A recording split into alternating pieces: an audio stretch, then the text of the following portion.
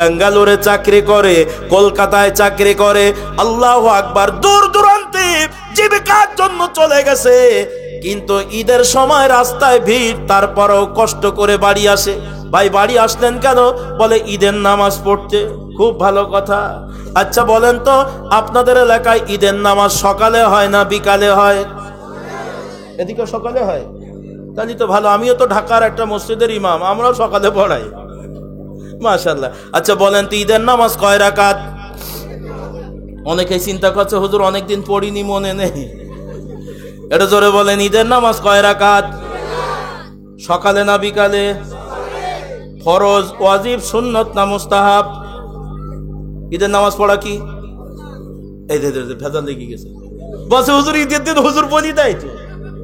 এখন মনে করে রাখার দরকার আছে, আমরা মুসলিম, মৌলিক বিষয়টা আমরা হারিয়ে ফেলেছি।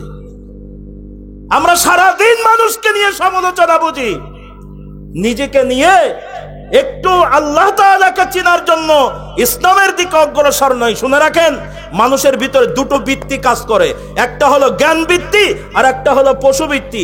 মানুষ যখন আল্লাহকে পাওয়ার জন্য আত্মনিয়োগ করে, তখন তার ভিতরে জ্ঞান বৃত্তি বৃদ্ধি পায়, পশু বৃত্তি লোপ পায়। মানুষ যখন আল্লাহকে ভুলে দুনিয়ামুখী হয়ে যায়, তখন মানুষের ভিতরে পশু বৃত্তি বৃদ্ধি পায়, জ্ঞান বৃত্তি লোপ পায়। আমরা ওয়াক্ত হলে শুধু নামাজ পড়ি, কিছু মানুষ আছে এমনটা, রমজানে রোজা রাখি, আলহামদুলিল্লাহ সব ঠিক আছে, মাঝখান দিয়ে অধিকাংশ সময়টা আমাদের দুনিয়াবি কাজ কামে ব্যস্ত আছে, আমাদের পশুত্ব আঘাত করে শরীরের ভিতরে। কষ্ট নিবেন না, একটু শুনুন। ঈদের নামাজ 2 রাকাত। ঈদের নামাজ সকালে ইমদাদ দোহার আগে। ঈদের নামাজ কেউ বলছেন ওয়াজিব, কেউ বলছেন সুন্নাত। আমি ইখতিলাফি কথা না বলে, আমরা তো বলি সুন্নাত, কথা আওয়াজ দিয়ে বলেন ঠিক না বেঠিক? আচ্ছা ঈদের নামাজ পড়া সুন্নাত, ঈদের নামাজ পড়া যদি বলেন ওয়াজিব, রাখলাম আপনার সুন্নাত আর ওয়াজিবের কাছে ঈদের নামাজ। বলুন তো ওই দিন ফজরের নামাজ পড়া কি মুস্তাহাব? কথা কন না কেন? আরো জোরে বলেন। শুধু ফরজ না, ফরজে আইন, ইট উইল বি মাস্ট, আপনাকে পড়তেই হবে, পড়তেই হবে, পড়তেই হবে। তো ফজরের নামাজ পড়ো নাই রে ভাই, সকালবেলা ঈদের মাঠে কেন আসলেন জানতে চাই। বলবেন হুজুর আপনি জানেন না আমি বলি আমার মনের কথা। হুজুর গো, আমি এমন একটা মুসলিম সমাজে বসবাস করি, এমন একটা মুসলিম পরিবারে জন্ম নিয়েছে, ফজরের নামাজ না পড়লে আমার বাবা আমাকে বাড়ি থেকে তাড়িয়ে দেয় না, আমাকে বকা দেয় না, বরং আমার আব্বা যখন ফজরের নামাজ পড়তে যায়, তখন আমার মা ডাক দিয়ে বলে খবরদার, দরজা আস্তে আস্তে খুলো। আমার হাতি কিন্তু কামাই রোজগার করে, ব্যবসা বাণিজ্য করে বাড়ি ফিরে এসেছে রাত 1টায়, দরজা এমন ভাবে খুলবা যেন সোনার মানিকের ঘুম না ভাঙে। ছেলে যদি কামাই করে বেশি, সংসার চালায়, ব্যবসা বাণিজ্য করে, বাবা বুড়ো মানুষ নামাজে যাচ্ছে, ওই কামাই করা রোজগার করা ছেলেটাকে আর ডাকে না, বরং আস্তে করে গেট খোলে, ঘুম যেন না ভাঙে। একটু জোরে আওয়াজ দিয়ে বলেন কথা কি অযৌক্তিক? হুজুর এজন্য ফজরের নামাজ পড়ার অভ্যাস আমার হয় নাই। আমার আব্বা যদি বলতো বেটারে লবণ ভাত খাবো তাও ভালো, তুমি কামাই রোজগার করে ফজরের নামাজ পড়বা না, নামাজ না পড়লে মুসলমান থাকা যায় না বেটা, আমার বাড়ি তোমার জায়গা হবে না, এমন একটা শাসনের ভার যদি আমার বাড়িতে থাকতো, তাহলে অবশ্যই আমি ফজরের নামাজ পড়ার অভ্যাস করতাম। হুজুর বড় কষ্টের সাথে বলছি, ঈদের নামাজ পড়তে এসেছি, আপনি আমাকে খারাপ বলছেন। শোনেন, আমি এমন একটা সমাজের মানুষ, জুমার নামাজ পড়ি নাই, জুমার নামাজ না পড়লে আমার আব্বা কোনোদিন আমাকে সন্তান থেকে খারিজ করে দেয় নাই, আমার মা কোনোদিন আমাকে বাড়ি থেকে তাড়িয়ে দেয় নাই, আমার স্ত্রী কোনোদিন আমার কাছ থেকে তালাক নিয়ে চলে যায় নাই, সন্তান আমাকে আব্বা বলা বন্ধ করে নাই। হুজুর আমি যখন মসজিদে দান করেছি, মসজিদ কমিটির লোক একটাবার বলে নাই ওই লোকটা নামাজ পড়ে না, ওর দান মসজিদে নেওয়া যাবে না। মাদ্রাসায় যখন দান করেছি, এলাকার মুসলমান তারা একটাবার আলেম ওলামারা বলল না ওই লোকটা নামাজ পড়ে হবে না। আমার নবী বলেছেন বাইনাল আবদি বাইনাল কুফরি তারকুস সালাহ, মুসলমান আর কাফেরের মধ্যে পার্থক্য নামাজ। আমি নামাজ পড়ি নাই, আমার কোনো দান মাদ্রাসা নেবে না, এমন একটা সামাজিক কষ্ট যদি আমার থাকতো আমি অবশ্যই নামাজের আমল করতাম। আমার শ্বশুর যদি বলতো বেটা রে মোহর মেনে নেওয়া ফরজ, আল্লাহর হুকুম, এটা মেনে তুমি আমার মেয়েকে তোমার ঘরে নিয়ে গেছো, তো নামাজ পড়াও আল্লাহর হুকুম ফরজাইদ, এটা তুমি পড়ো না, তোমার মতন বেনামাজির ঘরে আমার মেয়েটা রাখবো না। শ্বশুর কোনোদিন আমাকে এমন কোনো হুকুম করে নাই, তাই সমাজ গা ভাসিয়ে দিয়েছে, আমিও সেইভাবে 5 ওয়াক্ত নামাজের মূল্যায়ন করে নাই, জুমার নামাজের মূল্যায়ন করে নাই। কেউ তো বলে নাই রমজান মাসে তুমি নামাজ পড়ো না, তোমার ইফতারি মসজিদে নেওয়া হয় না। বরং আমি বেনামাজি হলেও যদি ইফতারি ভালো দেই, মসজিদে অন্য দিনের চেয়ে ওই দিন লোক বেশি হয়। আরে কথা কন না কেন? এ সমাজে কোনোদিন বলছে ওই লোকটা নামাজ পড়ে না, ওর ইফতারি নেওয়া হবে না? হুজুর আমার ইফতারি নাই, আমি নামাজ পড়ি না, কিছুই বলে না। হুজুর এই কারণে আমার নামাজের পরে গুরুত্ব আসে না। কিন্তু আজকে ঈদের দিন সকালবেলা আমার ঘুমের সময় অন্যদিন, আজকে সকাল সকাল ঘুম থেকে উঠে ঠান্ডা পানিতে গোসল করে তারপরও সাবান দিয়া নতুন জামা পরে ঈদের মাঠে এসেছি, একটাই কারণ হুজুর শোনেন আমার মনের কথা, আজকে যদি ঈদের নামাজ না পড়ি আমার মা বাবা, আমার ভাই বোন, আমার সন্তান, আমার স্ত্রী, আমার শ্বশুর বাড়ি, এক কথায় গ্রামের মানুষ সবাই এক জায়গায় দাঁড়িয়ে যাবে, বলবে তুই তো মানুষ না, ঈদের নামাজটা পড়লি না। আরে কথা বলেন, হানা বলেন না কেন? হুজুর গোটা সমাজ আমাকে খারাপ বলবে, এলাকার সব মানুষ রাস্তায় বেরোলে আমাকে খারাপ বলবে, তুই তো আসলে মানুষ না, ঈদের নামাজেও তোরে পাওয়া গেল না। আমার সন্তান আমার পরে রাগ করবে, হুজুর শ্বশুর বাড়ি যাওয়া বন্ধ হয়ে যাবে। তাই লজ্জার মাথা খেয়ে ফজরের নামাজ পড়িনি, কিন্তু ঈদের মাঠে আসতে আর আমি মিস করিনি। আমার নবী ডাক দিয়ে বলেন লা তাদখুলুল জান্নাতা রিয়াউন, লোক দেখানো ইবাদতকারী কখনো জান্নাতে যাবে না, লোক দেখানো ইবাদতকারী কখনো জান্নাতে যাবে না। তাই আমার আল্লাহ ডাক দিয়ে বলছেন ওয়াকাদা রব্বুকা, আমি তোর জীবনের মালিক, তোর নসিহত করছি, হায়াত কখন তোর ফুরিয়ে যাবে তুই তো জানিস না। মরণের আগে সাবধান হ, আল্লাহ তা'বুদু ইল্লা ইয়া, একমাত্র আমি আল্লাহর জন্য ইবাদত করবি, আমি আল্লাহর জন্য ভালো কাজ করবি, ইল্লা ইয়াহু, অন্য কারোর জন্য যেন না হয়। এটা সবাই জোরে আওয়াজ দিয়ে বলেন আল্লাহু আকবার। আজকের মজলিসে আপনারা যারা আছেন তাহলে গোটা জীবনে দান করবেন, নামাজ পড়বেন, রোজা রাখবেন, হজ করবেন, যত ভালো কাজ করবেন জোরে আওয়াজ দিয়ে বলেন, জোরে বলুন তো কার খুশির জন্য? আরো জোরে আওয়াজ দিয়ে বলেন কার? আমি লম্বা করব না, আমি যে আয়াত পড়েছিলাম আয়াতের ভিতরে 2টা বিষয় আছে। আল্লাহ বলেন 1 নম্বর আমি আল্লাহর জন্য ইবাদত করবা, অন্য কারোর করব না।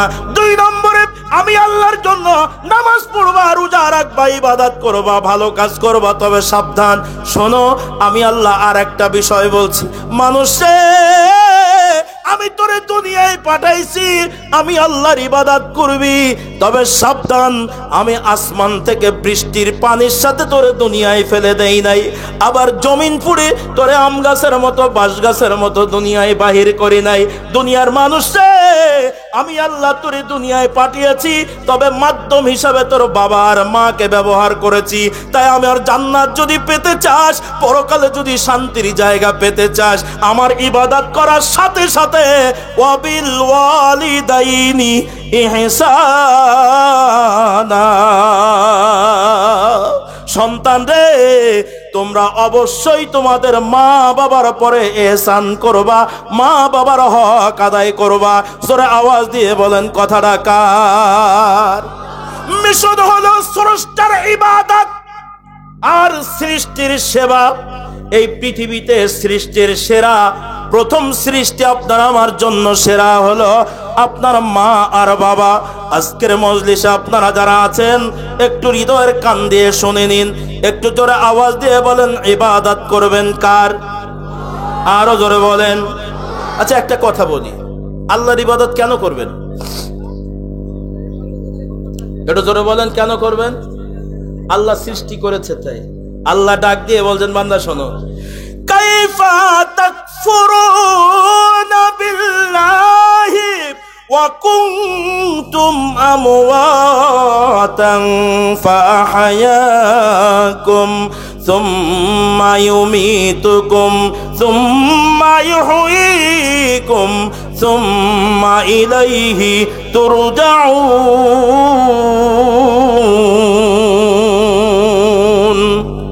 এই আয়াতের ব্যাখ্যা করার আগে 1 মিনিট একটু আল্লাহকে বলে দেন, ও আল্লাহ, আল্লাহ আমি তো নিজের ইচ্ছায় দুনিয়ায় আসি নাই, তুমি আমারে পাঠাইছো, তো তুমি আমাকে পাঠাইলা আবার আমার উপরে এই ইবাদত বন্দেগী চাপিয়ে দিলে কেন? আল্লাহ তোমার জন্য কেন ইবাদত করতে হবে? নামাজ পড়তে খুব কষ্ট হয়, ফজরের সময় আরামের ঘুম ছাড়তে খুব কষ্ট হয়। ও আল্লাহ, আমার টাকা পয়সা রোজগার করি, ওই টাকা কেন যাকাত দিয়ে তোমার ইবাদত করব? ও আল্লাহ, টাকা রোজগার করলাম, ওটা দিয়ে কেন হজ করব? ও আল্লাহ, কষ্ট করে রমজান মাসে তোমার জন্য কেন রোজা রাখবো? আল্লাহ তুমি বলে দাও। আল্লাহ ডাক দিয়ে বলছে, বান্দা শোনো, এ বান্দা শোনো, তুমি আমি আল্লাহর সাথে নাফরমানি কেন করবা? আমি আল্লাহ তাআলা তোমাকে জানিয়ে দিচ্ছি, অকুনতুম আমওয়াতা, বান্দারে তোমার তো জীবন ছিল না, তোমার প্রাণ ছিল না। 1 মিনিট, এখানে যত মানুষ আছেন, এই চার দোকানদার কটা ঢুকছে এর মধ্যে? আশ্চর্য ব্যাপার, আমাদের বেচা কিনা যা চলছে না চলছে, তোমাদের তো মেলাই চলছে। এই চার দোকানদারের কাছ থেকে 500 কোটি টাকা নেও তো। এ মাহফিলের উদ্দেশ্য দুটো। আমি ঈশান নামাজের পরে খবরটা শুনেছি, এখান থেকে মাইকে আওয়াজ হচ্ছে। আমাদের মাহফিলের উদ্দেশ্য দুটো। 1 নম্বর হলো মাহফিল মাদ্রাসার উন্নয়ন কল্পে টাকা পয়সা আদায় করতে হবে। আপনারা কি কথাটা মনে রাখছেন কিনা জানি না, আমি শুনেছি। 2 নম্বর হলো ভালো ভালো বয়ান শুনে আমাদের ঈমান আকীদা পরিবর্তন করব, আমলদার হব। কথা বলেন ঠিক না বেঠিক? এই মাইকে কিন্তু হয়েছিল, কথাটা কে বলেছেন আমি জানি না, আপনি বলেছেন তো, মাদানী সাহেব হুজুর বলেছেন তো, মাদ্রাসার সে কালেকশন হয়েছে আমাদের স্থানীয় হুজুর করেছেন। আমি তো বাইরের মানুষ, বুঝতে পারি নাই যে কালেকশন করতে হবে। তাহলে আরো সন্ধ্যার সময় আমারে তুলতেন আর দেখতেন কালেকশন কাহাকে বলে, ওটা আমি ভালো জানি। কিন্তু যেহেতু প্রধান বক্তা, এখন আপনারা আমারে নিয়ে আইছেন, এখন যদি আমাকে দিয়ে কালেকশন করানো হয় তাহলে আপনারা মাদ্রাসার কমিটির লোকজনের উপরে রাগ করবেন। এজন্য আমি স্টেজে বসে আছি, কারণ আমিও কয়েকটা প্রতিষ্ঠানের পরিচালক। আমি দাওরায়ে হাদিস 4টা মাদ্রাসার সদরে মুহতামিম। এই কওমি মাদ্রাসাগুলো, খারিজি মাদ্রাসাগুলো চলে দান সৎকার উপরে। এজন্য কমিটির লোকজন অন্যরকম চিন্তা করছিল, আল্লাহ হুজুরে শিখেছে স্টেজে না জানি কি হয়। আমার প্রচন্ড প্রতিষ্ঠানের প্রতি ধৈর্য, কারণ এই প্রতিষ্ঠান কিভাবে হয়, পায়ের জুতা কয় জোড়া নষ্ট হলে একটা খারিজি মাদ্রাসা হয়, যে করেছে সেই জানে। এই জন্য আমার এই ব্যাপারে কোনো কৃপণতা নাই। একটু আপনারা যারা বসে আছেন একটু জোরে আওয়াজ দিয়ে বলেন তো আল্লাহু আকবার। আপনারা আছেন না গেছেন? আছেন? আচ্ছা, কারা কারা আছেন জোরে আওয়াজ দেন তো, নারায়ে তাকবীর। আছে মোটামুটি কিছু লোক আছে, আলহামদুলিল্লাহ। এদিকে তাকান, আল্লাহ বলছেন ওয়াকুনতুম আমওয়াতা, তোমার জীবন ছিল না। এই বেঈমান, আমি আল্লাহকে ভুলে তোমার মন যা চায় তুমি তাই করো। আল্লাহ বলছেন তুমি কি খবর রাখো? ওয়াকুনতুম আমওয়াতা, তোমার কি হুঁশ আছে? তোমার জীবন ছিল না, তোমার প্রাণ ছিল না। এ ভাই, আজকে আপনারা এখানে যারা আছেন সবাই 1 মিনিট, আল্লাহ আমাদের প্রাণ ছিল না এ কথা বলে ধমক দিলেন কেন? কেন? এ কথার একটু বিশ্লেষণের জন্য পেছনে জানতো। এই দুনিয়ার জিন্দেগিতে আমাদের দুনিয়ার 0 পয়েন্ট কোন জায়গা একটু দেখেন তো। দুনিয়ার শুরু কোন জায়গা? মায়ের কোল। একটু সহজ করি, জোরে বলেন কোন জায়গা? আচ্ছা, এবার মায়ের কোল। আরে মায়ের কোলেও তো ছিলাম না, আর একটু ব্যাগে জানতো ছিলাম কোথায়? আরে কথা বলেন, মায়ের পেটে। আবার ভাবেন না, মায়ের পেটেও তো ছিলাম না। মা এক সময় শিশু ছিল, সময়ের ব্যবধানে আস্তে আস্তে বড় হলো, মায়ের পেটেও তো ছিলাম না। হ্যাঁ, বাবা আর মা যখন কোরআনের বিধান দেনমোহর মেনে বিয়ে করে নিল, আল্লাহর গোলাম তারা হয়ে গেল। এরপরে দীর্ঘদিনের প্রচেষ্টাকে আল্লাহ ব্যর্থ করে, কোন একদিনের মার বাবার ব্যর্থ চেষ্টাকে কবুল করে আল্লাহু আকবার, বাবার শরীর থেকে আসা মায়ের রেহেমের ভিতরে নাপাক পানি কোটি কোটি শুক্রাণু ধ্বংস করে দিয়ে একটা শুক্রাণুকে আমার আল্লাহ তাআলা জিন্দা রাখলেন। ডাক দিয়ে বলেন, না ফরমান রে, মন যা চাই তাই করিস, আয় ফিরে আয়, তাকা। তোর বাবার নাপাক পানিটা প্রথম 40 দিন আমি ঘোলা জমাট বেঁধে দিয়েছি। অকুন্তুম আমওয়াতা, তখনও তোর প্রাণ আমি আল্লাহ দেই নাই, তোর জীবন ছিল না, তুই ছিলি মৃত। তোর বাবার নাপাক পানি দ্বিতীয় 40 দিন প্রসেসিং করে আমি ঘোলা জমাট থেকে একটা রক্তের ফোঁটা তৈরি করেছি। বেঈমান রে, অকুন্তুম আমওয়াতা, আমি আল্লাহ তখনও তোর জীবনটা দেই নাই। আমি ওই আল্লাহ তোরে বলছে একটু তাকা, তোর বাবার নাপাক পানি তৃতীয় 40 দিন, যেদিন 120 দিন বয়স হয়ে গেল, বাবার নাপাক পানিটা রক্তের ফুটা থেকে একটা গোস্তের টুকরায় রূপান্তরিত করে দিয়েছি। গোস্তের টুকরা যখন হয়ে গেল 120 দিন বয়স, এমন সময় আলম আর রুহু জগতের ফেরেশতারা আল্লাহর কাছে এসে বলে, আল্লাহ গো, অমুক গ্রামে অমুক মেয়েটা, বাবার নাম অমুক, মায়ের নাম অমুক, অমুক পুরুষ কর্তৃক তার রেহেমের ভিতরে নাপাক পানির বয়স 120 দিন। আল্লাহ, ওই গোস্তের টুকরার ভিতরে মুখাল্লাকাতিন, ওখানে কি একটা নতুন জীবন দেব? আল্লাহ যদি বলেন নাম মুখাল্লাকাতিন, হ্যাঁ রুহ দাও, অথবা গয়রে মুখাল্লাকাতিন, না না রুহ দিও না, আল্লাহ তাআলার উইদাউট পারমিশনে আপনার আমার জীবনটা আসে নাই। এই পৃথিবী বহু যুবক, বহু যুবতী, অপরূপ সুন্দরী, অপরূপা সুন্দরী, অপরূপ সুন্দর যুবক হাজারবার চেষ্টা করেছে, বিয়ে হয়ে গেছে 10 বছর 20 বছর, আজও পর্যন্ত তারা বাবা মা হতে পারে নাই। আবার আমাদের চোখের সামনে এমনও পুরুষ দেখা যায়, এমনও নারী দেখা যায়, ঠিক মতো খাবার হয় না, শরীরের ফিটনেস তেমন ভালো না, তারপরও তাদের ঔরস থেকে অতীব তাড়াতাড়ি সন্তান হয়। কথা আওয়াজ দিয়ে বলেন ঠিক না বেঠিক? তাহলে ইমানের দাবিতে বলেন তো, সন্তান দেওয়ার মালিক কে?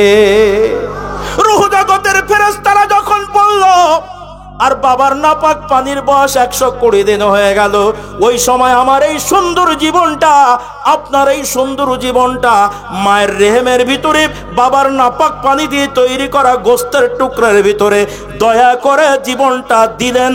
একটু জোরে আওয়াজ দিয়ে বলেন তিনি কে? আরো জোরে বলেন তিনি কে? আচ্ছা, যখন আমাদের জীবনটা আল্লাহ দিলেন, ওই সময় কি আমার মা জানতে পেরেছিল? আমার আব্বা জানে, আমার ভাই জানে, আমার পীর সাহেব জানে, আমার গ্রামের লোক জানে?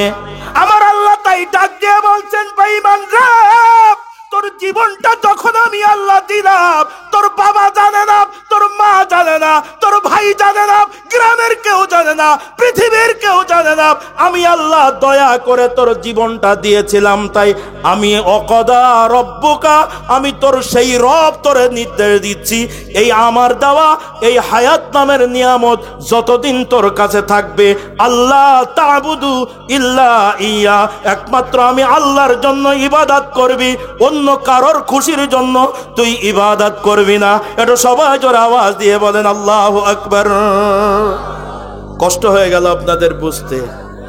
এখন আসেন, মা বাবার খেদমত করতে হবে 2 নম্বরে। কষ্ট হচ্ছে আপনাদের? আপনি এখনো দুনিয়ায় আসেননি তো, ইবাদত করবেন, শুধু জীবন পাইছেন তাই, কিন্তু এই সুন্দর জীবনটা পৃথিবীতে আমার আল্লাহ একদিনে পাঠিয়ে দেয় নাই। আমার আল্লাহ বলেন, وَوَصَّيْنَا الْإِنسَانَ بِوَالِدَيْهِ حَمَلَتْهُ كُرْهًا وَوَضَعَتْهُ كُرْهًا।